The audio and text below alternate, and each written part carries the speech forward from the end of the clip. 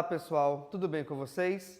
Nesta nossa aula de hoje vamos trabalhar aqui um assunto bem interessante que trata dos sólidos geométricos, bem como a sua classificação e a sua planificação. Sólidos geométricos, eles se classificam em dois tipos, tá? Eles podem ser poliedros ou podem ser corpos redondos. Um sólido é considerado poliedro quando ele tem mais de uma base. E um sólido é considerado um corpo redondo quando aparece em sua composição pelo menos uma base circular. Sendo assim, repare aqui comigo. O nosso cubo ele só tem faces quadradas. Então aqui ele é classificado como poliedro. O nosso cilindro ele possui base circular.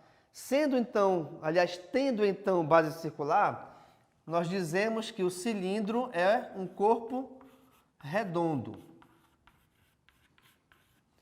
A nossa pirâmide, que é um outro tipo de sólido geométrico, ela pode ter mais de uma base e não aparece círculo nela. Sendo assim, ela é um poliedro.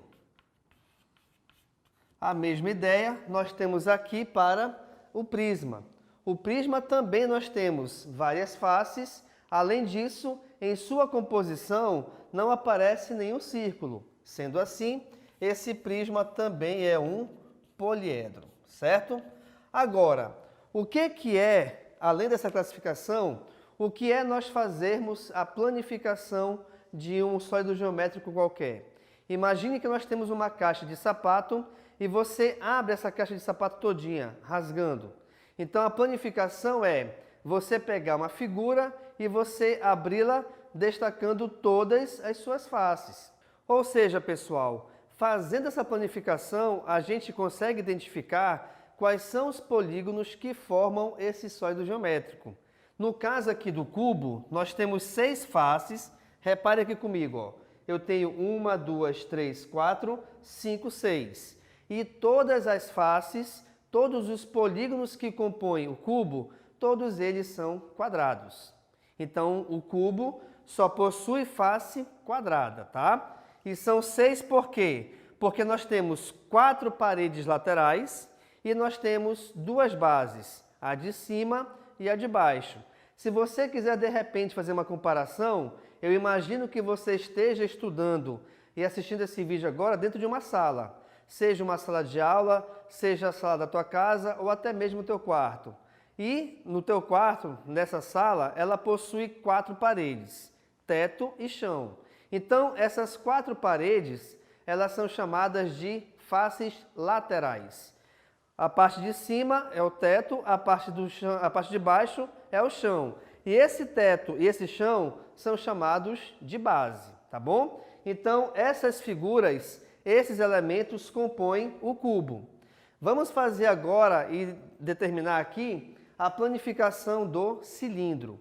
O cilindro, quando a gente abre essa figura, repare o seguinte, eu tenho 2 bases, também uma em cima e uma embaixo, onde essas 2 bases são circulares.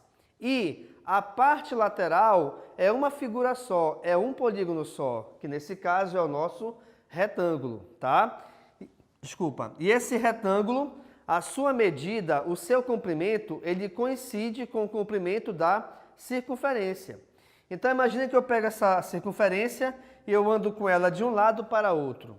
Ao andar com ela de um lado para outro, quando ela inicia aqui nesse ponto até chegar nesse ponto final, nós andamos aí uma distância equivalente ao comprimento da circunferência, tá bom? Ok. Passemos agora aqui para a pirâmide. Reparem, a pirâmide ela também possui base. Aí tu já pode imaginar, peraí professor, o senhor falou que o cubo tem 2 bases, o senhor falou que o cilindro também tem 2 bases, todo sólido possuirá 2 bases? Não. Por exemplo, a pirâmide não possui 2 bases, só possui uma. Por quê? Porque a outra aqui em cima, por exemplo, ela é fechada, tá? Então, só possui uma base. Nesse exemplo aqui, quando a gente abre a pirâmide, repare o seguinte, a base dela é um quadrado. E as suas faces laterais, todas são triângulos. Outra coisa interessante de perceber aqui é o seguinte, repare aqui comigo.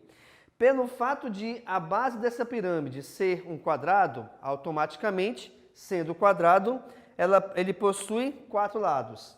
Se esse quadrado possui 4 lados, então eu vou ter na minha pirâmide 4 faces triangulares. Então olha só, pessoal, a nossa pirâmide ela pode ter em sua base qualquer polígono. Ah, então de repente pode ser uma base triangular? Pode. Pode ser uma base pentagonal? Pode. O importante é você fazer essa comparação, tá? Independente da quantidade de independente da quantidade de lados da base, tá certo? A quantidade de faces laterais sempre será igual à sua quantidade de lados dessa base. Então, aqui nesse caso, se a minha base é um quadrado, eu tenho 4 triângulos como faces laterais. Se a minha base é triangular, que tem 3 lados, automaticamente eu vou ter 3 faces triangulares. Assim como, se a minha base for um pentágono, que é um polígono que possui 5 lados, a minha pirâmide terá 5 triângulos como sendo as suas faces laterais. Perfeito? Por último, nós temos aqui o nosso prisma. O prisma também é um poliedro onde nós temos aqui várias faces, tá bom? Aqui nesse caso, eu posso considerar qualquer uma dessas faces como sendo base. Aqui nesse exemplo, reparem que a nossa base está sendo esse retângulo. Mas, de repente, você pode virar essa figura e colocar como sendo a sua base esse triângulo. E aí vai ter 2 bases triangulares. Ele terá esse triângulo e esse aqui também. Tá? Então, ela ficaria com um triângulo embaixo e um triângulo em cima. Então, é fácil identificarmos também o seguinte, tá? Considerando esse triângulo como sendo base, em um prisma, a quantidade de faces laterais, nesse caso, também dependerá dessa base. Como assim? Vamos analisar aqui, ó. A minha base é um triângulo. Eu tenho 3 lados no triângulo, lógico.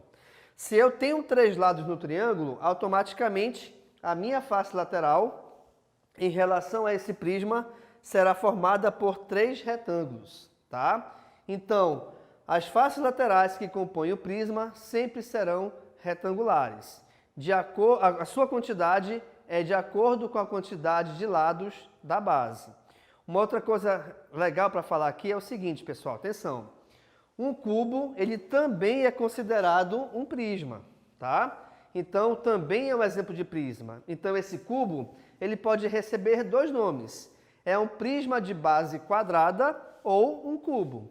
Tá legal? Então, nesta nossa aula, nós vimos aqui quais são os sólidos geométricos e como que a gente faz a sua classificação e também a sua planificação. Lembrando que a classificação de poliedros é quando, na sua composição da figura, não existe nenhuma parte, nenhuma região circular. Uma figura qualquer, um sólido qualquer, aliás, é chamado de corpo redondo, quando em sua composição eu tiver pelo menos uma base circular, tá? Então nós temos aqui esses 4 exemplos: cubo, cilindro, pirâmide e prisma. Desses 4, apenas o cilindro é corpo redondo. Os outros 3 restantes são considerados poliedros. E a planificação da figura é quando você pega esse sólido e você abre todo o sólido, analisando assim e verificando assim os polígonos que formam cada um desses sólidos geométricos. Legal, pessoal? Então, muito obrigado e tchau.